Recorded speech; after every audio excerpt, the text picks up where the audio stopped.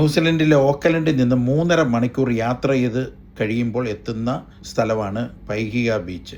ഇതിൻ്റെ തൊട്ടടുത്തായിട്ടാണ് ന്യൂസിലൻഡിലെ 40 മൗറി ഗോത്രങ്ങളും ബ്രിട്ടനും തമ്മിൽ വൈതങ്കി ഉടമ്പടി നടന്നത്. ഈ കടലിനോട് തൊട്ട് ചേർന്നുള്ള മറുകരയിലാണ്.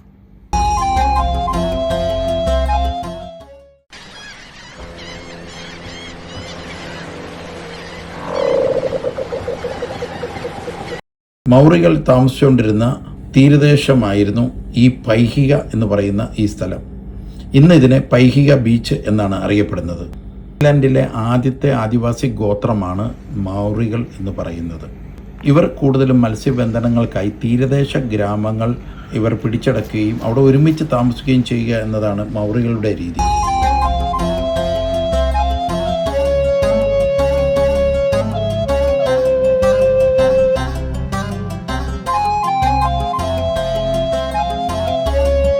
ഇവിടെ 1823 റവറൻഡ് ഹെൻറി വില്യംസിൻ്റെ നേതൃത്വത്തിൽ ആംഗ്ലിക്കൻ മിഷണറിമാർ പൈഹിയയിൽ ഒരു മിഷൻ ചർച്ച് ഇവിടെ സ്ഥാപിക്കുകയുണ്ടായി. മൗറി ഗോത്രങ്ങൾ താമസിച്ചുകൊണ്ടിരുന്ന ഈ പ്രദേശം പിന്നീട് ക്രിസ്ത്യൻ മിഷണറിമാർ വഴിയായിട്ട് അവർ ക്രിസ്ത്യാനികളായി തീരുകയും ചർച്ചിൽ അവർ പങ്കെടുക്കുകയും ചെയ്തു. പിന്നീട് യൂറോപ്യൻ കൾച്ചറിലേക്ക് ഇവർ പതുക്കെ മാറുകയും ചെയ്തു. തൊട്ടടുത്തായി അനേകം വീടുകളും ഹോട്ടലുകളും താമസ സൗകര്യങ്ങളും ഇവിടെ ഒരുക്കിയിട്ടുണ്ട്.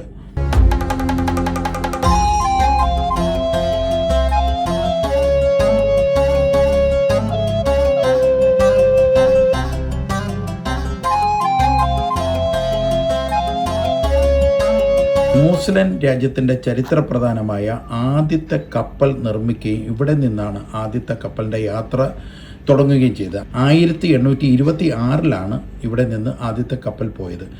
അപ്രകാരം ഒരു ചരിത്രം പറയുന്ന ഒരു സ്ഥലവും കൂടിയാണ് ഈ പൈഹിക ബീച്ച് എന്ന് പറയുന്നത്.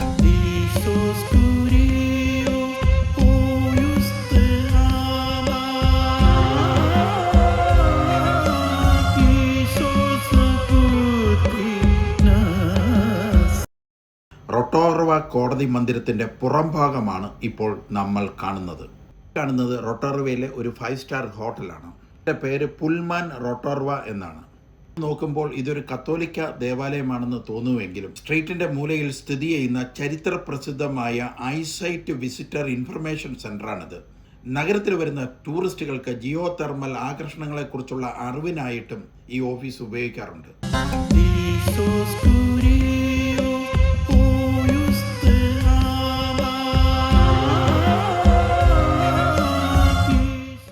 അനേകം മലയാളികൾ കുടുംബമായി താമസിക്കുകയും സ്റ്റുഡൻസ് പഠിക്കുകയും ജോലി ചെയ്യുകയും ചെയ്യുന്ന പ്രധാനപ്പെട്ട ന്യൂസിലൻഡിലെ സ്ഥലങ്ങളിൽ ഒന്നാണ് റൊട്ടോറ. ഇവിടെയാണ് ജിയോ തെർമൽ ഉള്ളത്. റൊട്ടോറയിലെ പോലീസ് സ്റ്റേഷനാണ്.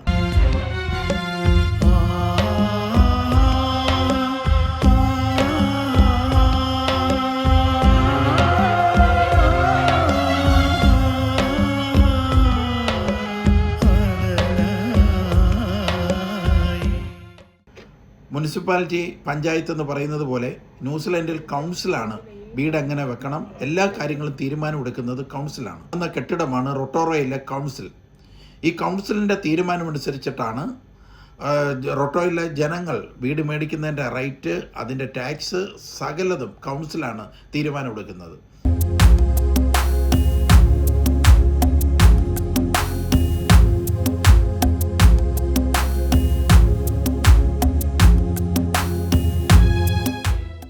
റോഡിൻ്റെ ഇരുവശത്തായി നീളത്തിൽ കാണുന്ന ഈ കെട്ടിടം ഫാമിലി കൾച്ചറിന് വേണ്ടിയിട്ടുള്ള ഒരു കെട്ടിടമാണ്. റോഡിൻ്റെ സൈഡുകളിലായിട്ട് ധാരാളം വ്യാപാര സ്ഥാപനങ്ങൾ കാണാം.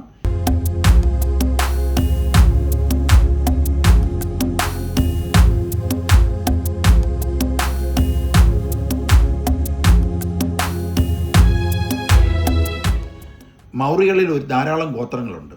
40-ൽ പരം ഗോത്രങ്ങൾ മൗറികളിലുണ്ട്. പ്രത്യേകിച്ച് 1350 അവർ ഈ പ്രദേശത്ത് സ്ഥിരതാമസമാക്കിയത്.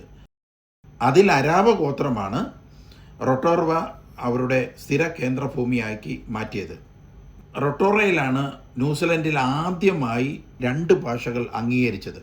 മൗറി ഭാഷയും ഇംഗ്ലീഷ് ഭാഷയും സജീവമായി അവർ പ്രോത്സാഹിപ്പിച്ചത് ഈ റൊട്ടോറ നഗരത്തിലാണ്. റോട്ടർവേയിൽ ജോലി കിട്ടാനായിട്ടുള്ള സാധ്യത റീറ്റെയിൽ ബിസിനസ്സുകൾ, അതുപോലെ തന്നെ കസ്റ്റമർ സർവീസ്, സൂപ്പർ മാർക്കറ്റുകൾ, ചെറിയ ചെറിയ കടകൾ, ഡിപ്പാർട്ട്മെൻറ്റ് സ്റ്റോറുകൾ, ട്രേഡുകളും ഇൻഫ്രാസ്ട്രക്ചറുകളും, അതുപോലെ മിഷൻ ഓപ്പറേറ്റർ, സിവിൽ നിർമ്മാണം, ഗതാഗത സംബന്ധമായ കാര്യങ്ങൾ എന്നീ വിഷയങ്ങൾ കൂടാതെ ടൂറിസവും ഹോസ്പിറ്റാലിറ്റിയും, ടൂർ ഗൈഡുകൾ, സാംസ്കാരിക കേന്ദ്രങ്ങൾ, വിനോദ സൗകര്യങ്ങൾ തുടങ്ങിയ അനേകം തൊഴിലവസരങ്ങൾ നിറഞ്ഞു നിൽക്കുന്ന സ്ഥലമാണ് റൊട്ടോർവ. ന്യൂസിലൻഡിലെ റൊട്ടോർവ തടാകത്തിൻ്റെ തീരത്തുള്ള ഒഹിമുട്ടു എന്ന ചരിത്ര പ്രസിദ്ധമായ മൗറി ഗ്രാമത്തിലേക്കാണ് ഞങ്ങൾ യാത്ര ചെയ്യുന്നത്. ഈ റൊട്ടോറയിൽ ആദ്യമായി മൗറി ഗോത്രങ്ങൾ ക്രിസ്ത്യാനി ആയ പരിസരമാണ് അത്. അതുകൊണ്ടാണ് അങ്ങോട്ട് പോകാമെന്ന് വിചാരിച്ചത്.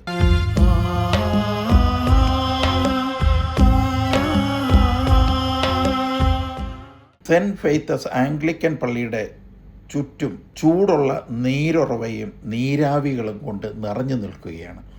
ക്യാമറ ഏത് സൈഡിൽ വെച്ചാലും വളരെ ബ്യൂട്ടിഫുൾ ആയിട്ടുള്ള ചിത്രങ്ങൾ എടുക്കുവാനായിട്ട് സാധിക്കുകയും ചെയ്യുന്നത്.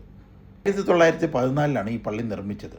ഈ പള്ളി നിർമ്മിച്ചപ്പോൾ ഇവരെന്തു ചെയ്തതെന്ന് പറഞ്ഞാൽ പരമ്പരാഗത മൗറികളുടെ കലകളുമായി സമന്വയിപ്പിച്ചുകൊണ്ട് യൂറോപ്യൻ ഡ്യൂട്ടർ ശൈലിയിൽ ഈ പള്ളി പണിതു. പള്ളി കണ്ടാൽ നമുക്ക് അതിശയം തോന്നും.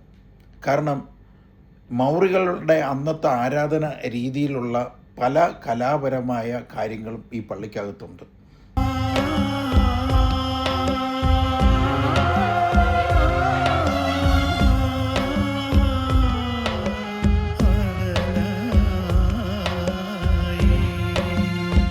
ആയിരത്തി 1835 ഇവിടുത്തെ മൗറികളുടെ ലീഡേഴ്സ് തോമസ് ആൻ എന്ന പേരുള്ള 2 ലണ്ടൻ മിഷണറിമാരെ അവരെ ഇവിടെ വിളിക്കുകയും അവരിവിടെ വന്നിട്ട് ജീസസിനെ കുറിച്ച് ഇവിടെ പഠിപ്പിക്കാനായിട്ട് മൗറികളെ പഠിപ്പിക്കാൻ തയ്യാറാവുകയും ചെയ്തു.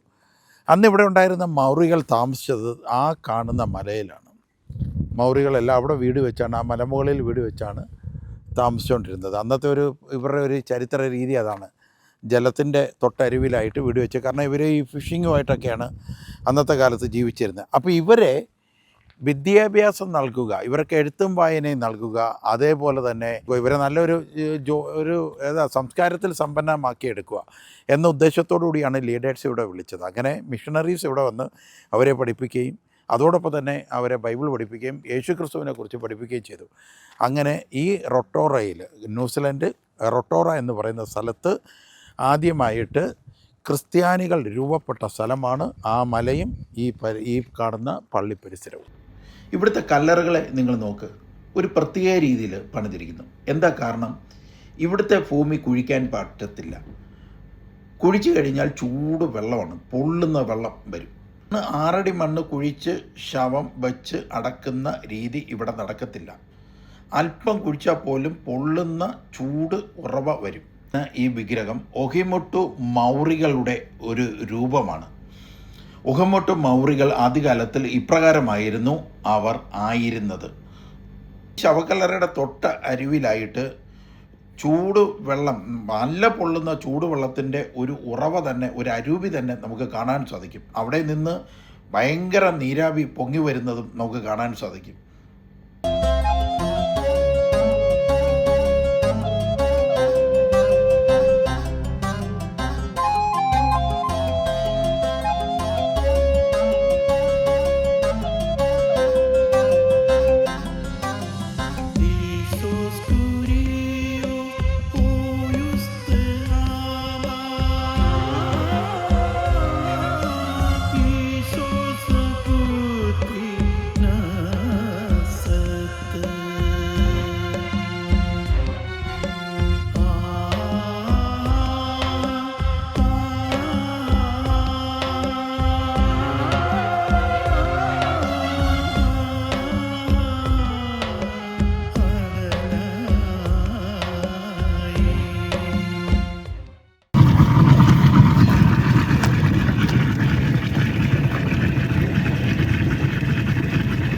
പള്ളിക്ക് തൊട്ടടുത്തായിട്ട് കുരിശടി പോലെ ഞാനൊരു രൂപം നിൽക്കുന്നത് കണ്ടു. ഞാൻ ആദ്യം വിചാരിച്ചു ഇത് മാതാവായിരിക്കുന്നു. ഞാൻ അടുത്തേക്ക് ക്യാമറയുമായി കടന്നു ചെന്നു. അപ്പോഴാണ് എനിക്ക് മനസ്സിലായത് ഇത് മാതാവല്ല. ഞാൻ പലയിടത്തും മാതാവ് പല രൂപത്തിൽ ആണല്ലോ വിഗ്രഹങ്ങൾ വെക്കാറുള്ളത്. അത് കാരണം ഞാനും ഇത് തെറ്റിദ്ധരിച്ചു, ഇത് മാതാവായിരിക്കുമെന്ന്. ഒഹിബുട്ടു ഗോത്രവർഗക്കാരുടെ രൂപത്തിന് മുകളിലായിട്ട് വിക്ടോറിയ രാജ്ഞിയാണ് വെച്ചിരിക്കുന്നത്. അതായത് ഇവിടുത്തെ മൗറികളും ബ്രിട്ടനും തമ്മിലുള്ള ഐക്യത്തെ കാണിക്കാൻ വേണ്ടിയിട്ടാണ് ഇപ്രകാരം ഒരു ബിംബവും കലാവിരുന്നും ഒരുക്കിയിരിക്കുന്നത്. ഈ കാണുന്ന കെട്ടിടം മൗറികളുടെ ഫംഗ്ഷനും മറ്റ് ഗവൺമെൻറ് ഫംഗ്ഷനൊക്കെ നടക്കുവാനായിട്ട് പള്ളിപ്പരിസരത്ത് കെട്ടിയിരിക്കുന്ന കെട്ടിടമാണിത്. പരിസരങ്ങളിലൂടെ ഞങ്ങളൊന്ന് യാത്ര ചെയ്തു. മിക്ക വീടുകളും വളരെ പുതിയ വീടുകളാണ്. എന്നാൽ പഴയ കാലത്ത് താമസിച്ചിരുന്ന ചില വീടുകളും ഈ കൂട്ടത്തിൽ കാണാനായിട്ട് സാധിക്കും.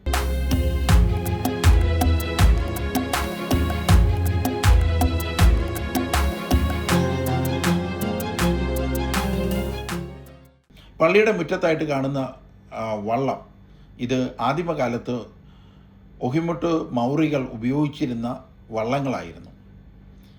ഡിനോയുടെ മകനാണ് ഇത്. ഞങ്ങൾ ഇ.വി. വാവ എന്നാണ് ഇവനെ വിളിക്കുന്നത്.